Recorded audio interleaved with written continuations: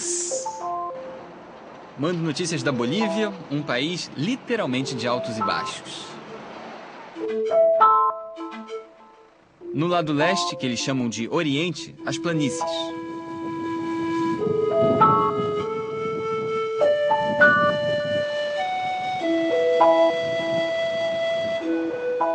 Na parte oeste, o Ocidente, montanhas.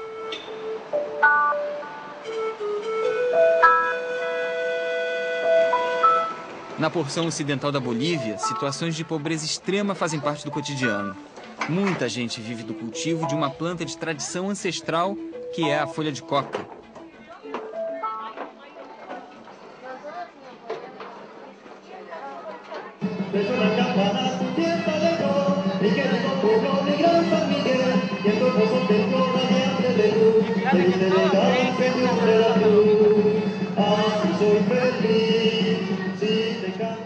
Quando chega a parte oriental, ouço falar em prosperidade e avanços na economia. Eu viajo por Santa Cruz de la Sierra, no Oriente.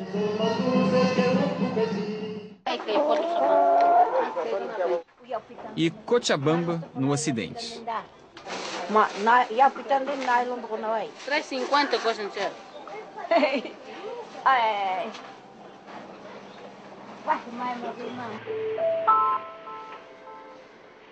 O que mais me interessa nessa viagem não é uma região nem a outra. São exatamente os contrastes entre as duas. E o que mais interessa aos brasileiros que vivem aqui não é exatamente a mesa farta. Quer dizer, é também. A Bolívia, para muita gente, representa uma terra de oportunidades.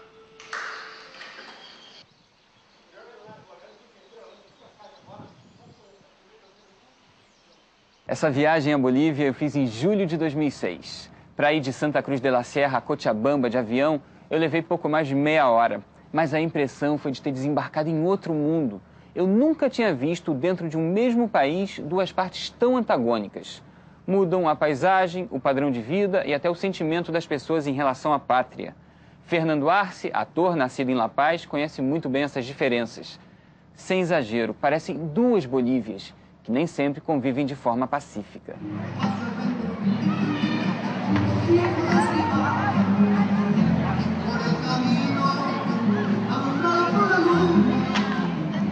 A primeira impressão que eu tenho em Santa Cruz de la Sierra é que as pessoas daqui vivem com um certo conforto.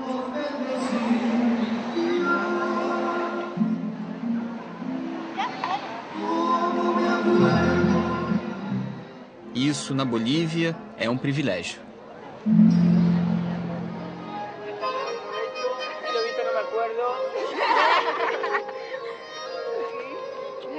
De acá a Brasil, ¿sí? Se van a ir a Brasil ahora con esta cámara.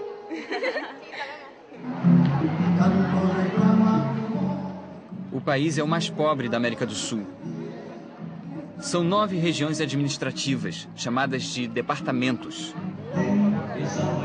O departamento de Santa Cruz de la Sierra é o mais produtivo. Aqui são gerados 70% do produto interno bruto do país. 9.800.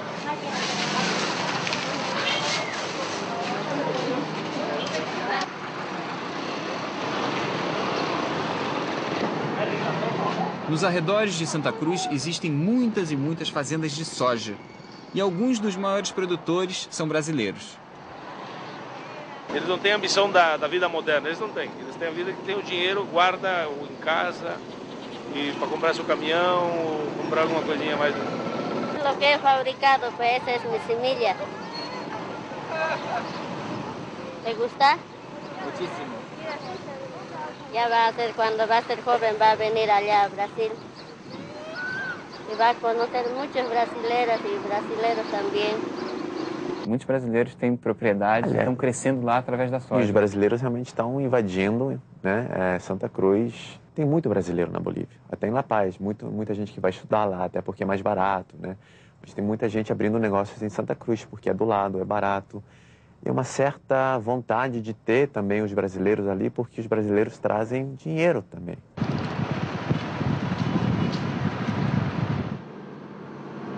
Rogério Cadori e Jairo Halber são dois sojicultores brasileiros que vieram do Rio Grande do Sul, atraídos pelas boas condições dessa terra. Tem a nossa história da vida, que conhecemos, e não deixa de ser um país muito bonito, né? Nosso trabalho, os amigos daqui, mas no peito, no coração é o Brasil, não é?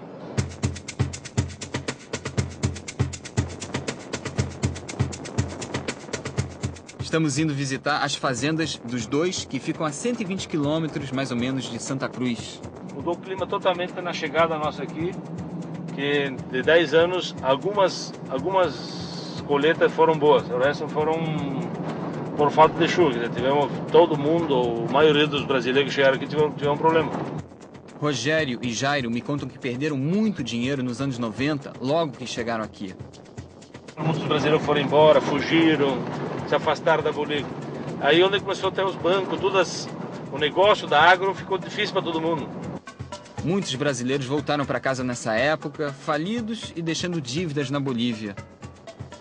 Aí onde que nós só escutava, a região norte de Santa Cruz, que nós estamos indo agora. Que lá chove mais, chove o ano todo, dá para fazer 2 safras. Não acreditava, será? A situação hoje em dia é bem diferente.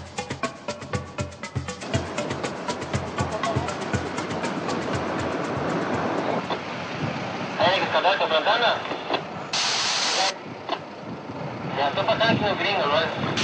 No marca, no da el señal, el satélite no da la antena. Ah, pues sí.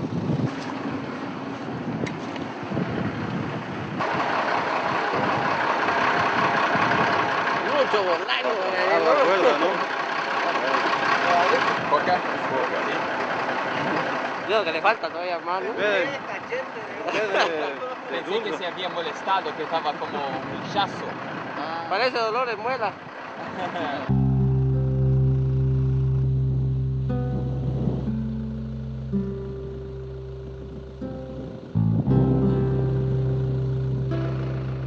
Aqui você pode fazer 3 safras no ano. Isso é inédito, não?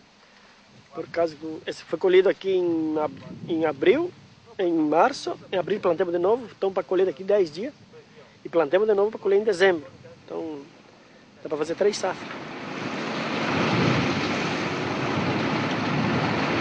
Me apresento então, eu sou um cara da cidade. E você? Me apresento, soja, muito soja, prazer. Aqui é a soja. Muito prazer, Luiz. Esse aqui é soja transgênica, não?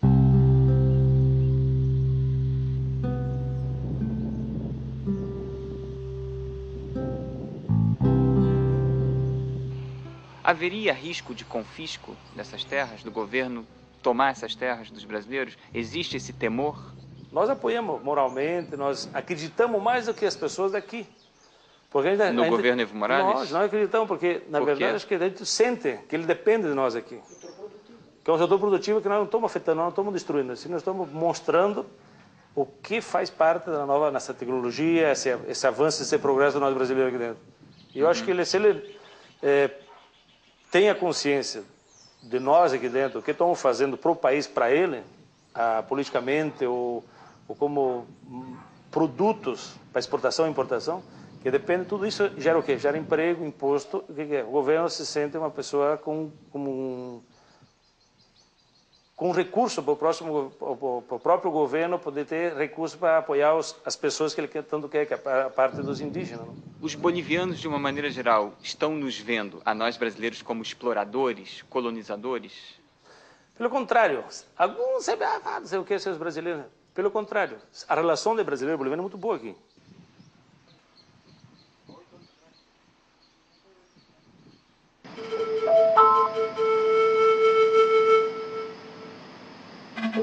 Com todas as riquezas no solo de Santa Cruz, o mercado internacional está de olho mesmo no subsolo, de onde vem o gás natural. A Bolívia tem a 2ª maior reserva de gás da América Latina, só perde para a Venezuela. O gás natural é fonte de energia para as indústrias e substitui combustíveis como petróleo e carvão. Um dos maiores compradores do gás boliviano é o Brasil. As andanças pelo departamento de Santa Cruz agora me levam até uma localidade chamada Rio Grande, onde estão instaladas plantas de injeção, absorção e compressão de gás. É daqui que sai todo o gás exportado para o Brasil. Nessa parte da Bolívia, a coisa mais fácil do mundo é encontrar um brasileiro trabalhando. A indústria de gás é integradora na sua natureza, né? Ela exige, né, para que ela possa existir, acordos, né, contratos de longo prazo, porque é uma indústria de infraestrutura, né, e você, para financiar esses projetos de infraestrutura, você precisa de longos períodos de maduração desses investimentos, né? Para ela poder existir desde a sua origem, ela já exige, né, o comprometimento do parte produtor com a parte usuária, né? Que no caso podem estar muito próximas uma da outra, né? Como é o caso da Bacia de Campos e o Mercado do Rio, ou podem estar distantes, como é o caso, né, dos campos produtores da Bolívia e o mercado consumidor de São Paulo, né? E aí, nesse caso, você precisa construir esse gasoduto de transporte que, né, muitas vezes cruza fronteiras, né? Como é o caso do gasoduto Bolívia-Brasil. O gasoduto Bolívia-Brasil é a segunda maior obra binacional de infraestrutura já pelo governo brasileiro. Só fica atrás da usina hidroelétrica de Itaipu. São mais de 3.000 quilômetros de tubulações. O gás natural sai desse ponto e vai até os estados de Mato Grosso do Sul, São Paulo, Paraná, Santa Catarina e Rio Grande do Sul.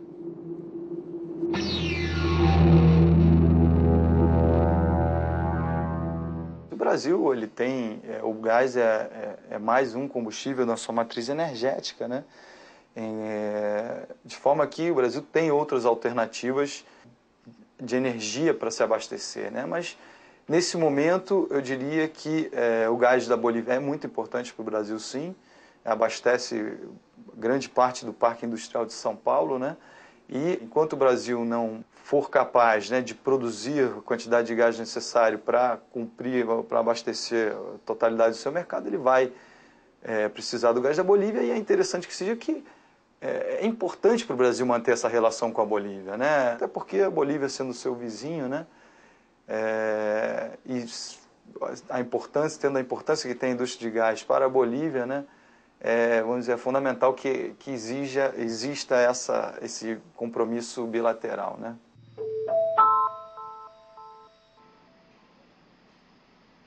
Quando o presidente boliviano Evo Morales, eleito em dezembro de 2005, anunciou a nacionalização dos recursos naturais da Bolívia, se criou uma expectativa muito grande quanto às relações comerciais entre Bolívia e Brasil. Na prática, o novo funcionamento das regras desse comércio ainda é uma questão em aberto e com implicações políticas e econômicas bem complexas. Buenos días. Buenos días. Qual é a sua opinião sobre a nacionalização do gás e do petróleo? Isso pode chegar aos povos indígenas? Pode, claro, porque é um recurso financeiro, né? Um recurso econômico, que deveria, qualquer coisa econômica chega, se você realmente distribuir do jeito que você fala que vai distribuir. Agora, se vão conseguir ou não, já é outra história.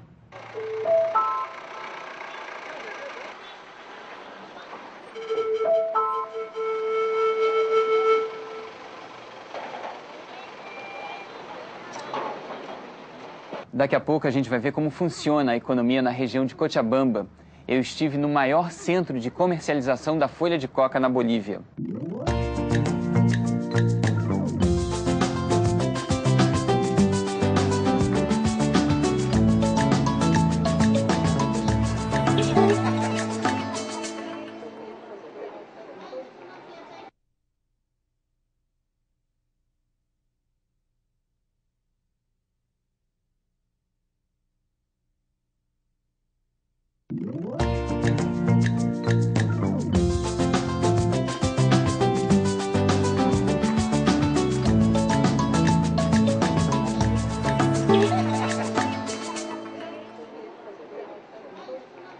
Enquanto Santa Cruz é a capital econômica da Bolívia, Cochabamba luta pela sobrevivência dos produtores de coca. A gente vai conhecer a realidade dos cocaleiros e continuar conversando aqui no Rio com o ator boliviano Fernando Arce.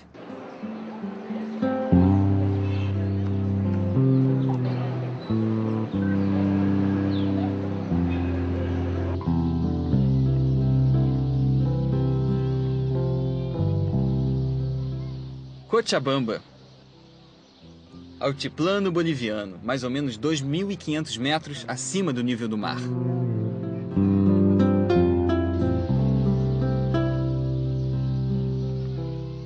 Em Cochabamba, onde vivem cerca de 500 mil pessoas, 74% da população é indígena.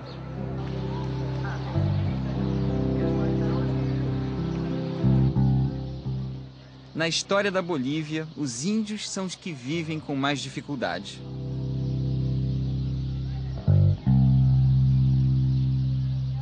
Tem uma rivalidade muito grande entre a parte andina e a parte tropical. E está cada vez mais forte, realmente. A divisão é geográfica. Cochabamba está no meio, não sabe o que fazer, né? E é uma coisa também de raça, né? Porque os andinos são mais uma população indígena. E em Santa Cruz, tudo bem, lá também tem índios, mas são índios amazônicos, né? Que é diferente. Guarani, Tupi-Guarani. Mas tem muita gente branca, entre aspas, que controla tudo lá. Então é uma divisão muito, muito forte. 4 bolsas de sal iodada para boliviano. Igualmente temos la fina, produto que está en promoción, produto nuevo, 3 kilos 50, produto de excelente calidad. Apicito, riquíssimo api. O nome dessa região, Chapare, volta e meia aparece no noticiário internacional. Chapare é a maior produtora de folhas de coca de toda a Bolívia.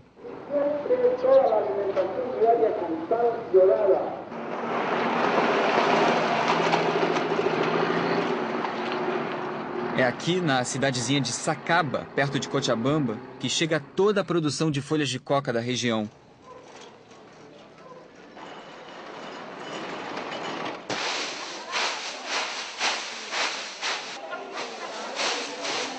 A coca é trazida para um imenso galpão, controlado pela Direção Nacional de Folhas de Coca e Industrialização, conhecida como DIGCOIN. Aqui funciona a comercialização no atacado. Depois, a coca é vendida nos tantos mercados por aí. ¿Toda la gente de Bolivia usa la hoja de coca o solamente los indígenas, la gente de origen indígena? Especialmente quienes consumen la coca, los choferes consumen, los trabajadores, albañiles, agricultores, zafreros, inclusive consumen los universitarios para el estudio. Sí, algunos de la ciudad no consumen. Más que todo del campo, los agricultores siempre están consumiendo la hoja de coca. Ellos, su trabajo es la hoja de coca.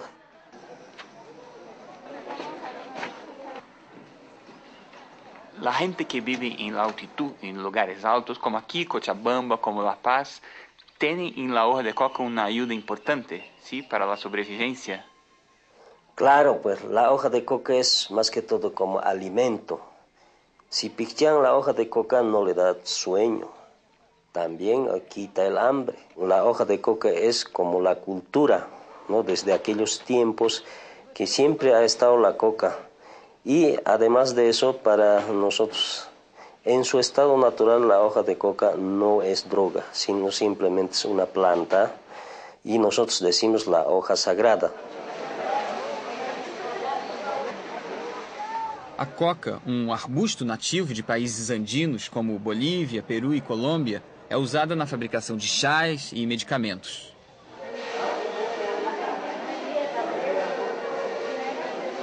Boa parte do resto do mundo está acostumada, infelizmente, a ver na coca um único uso. Matéria-prima da cocaína, a droga que está na base de uma extensa rede de crimes.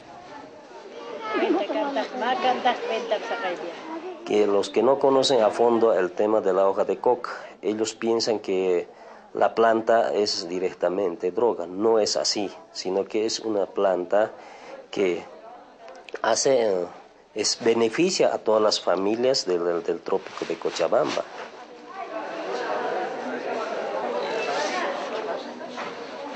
Cabalito.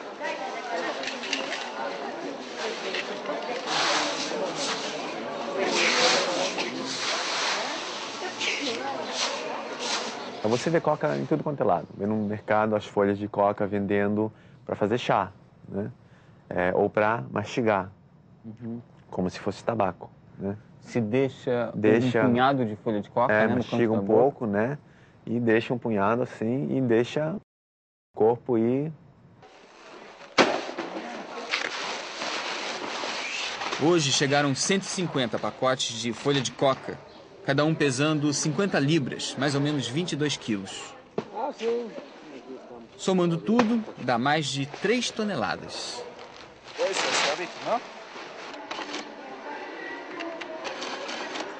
O que eu estou documentando não tem nada a ver com tráfico. Tudo passa por um sistema de documentação e controle. Mas também chega a coca ilegal.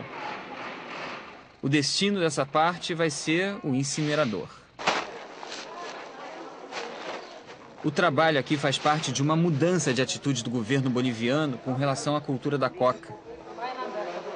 Desde a década de 80, a Bolívia foi alvo de campanhas de erradicação da coca, muitas vezes com a participação ativa de governos estrangeiros, especialmente os Estados Unidos.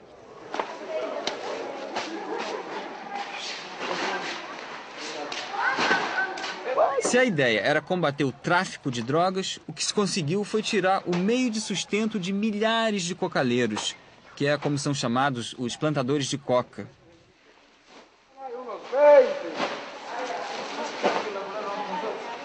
O presidente, Evo Morales, já foi cocaleiro. E ele defende que a produção das folhas de coca funcione, claro, mas dentro da legalidade.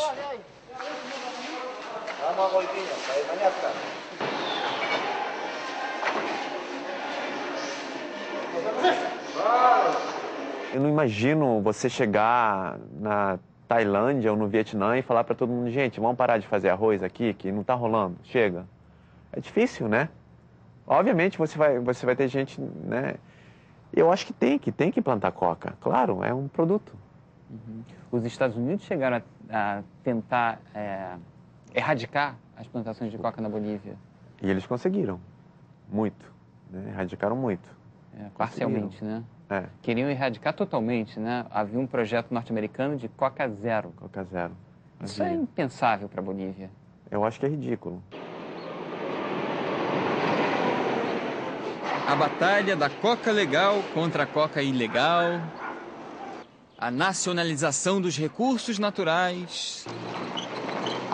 São essas as questões mais importantes atualmente para o povo boliviano. Tá bom. Como decía, señora? Ojalá que se mejore esta calle. No se mejora. Así sucio todo el tiempo es. Sí. ¿Hace mucho tiempo que está así? Sí, hace tiempo así. Así empiezan los, ¿qué se llama? Cantarillador. En medio se lo dejan también. No hace terminar. Pois é.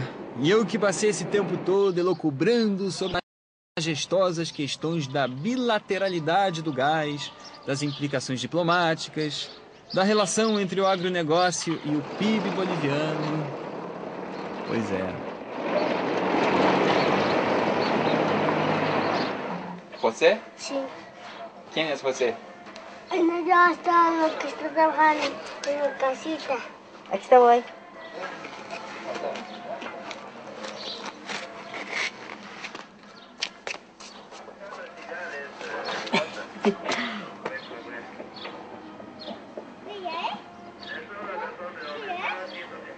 Na Bolívia, era abrir o jornal e lá estavam os dois. Na televisão, em quase todo noticiário, a dupla aparecia de novo. Eu nunca tinha visto tanto encontro seguido de dois chefes de Estado, como agora, entre os senhores Evo Morales e Hugo Chávez, presidente da Venezuela. Lá pelas tantas, eu perguntei a um motorista de táxi o que ele achava dessa proximidade Morales-Chávez. A resposta foi categórica. Evo Morales é o melhor aluno de Hugo Chávez. Aí eu quis saber se isso era bom e ele completou. Ainda não sei. Precisamos esperar pelo término do curso para avaliar o aluno e o professor. Mas olha, o melhor do entrosamento Venezuela-Bolívia eu vi num telejornal em Cochabamba. Eles dividiram a tela ao meio. De um lado, Evo Morales, do outro, Hugo Chávez. Imagens paradas. Aí eles soltavam a imagem do Chávez fazendo um discurso durante 20, 30 segundos e congelavam novamente a imagem. Em seguida, soltavam a imagem do Evo Morales também fazendo um discurso em outro lugar. E assim continuaram por 1 ou 2 minutos no telejornal, né? Discurso de um, para, discurso do outro, para, e volta o discurso do primeiro. Impressionante como o conteúdo era exatamente o mesmo. No início, isso até me incomodou um pouco, mas depois eu fiquei pensando na integração tão urgente, né, da qual o nosso continente precisa. E a unificação do discurso, se for genuína, pode ser um passo e tanto.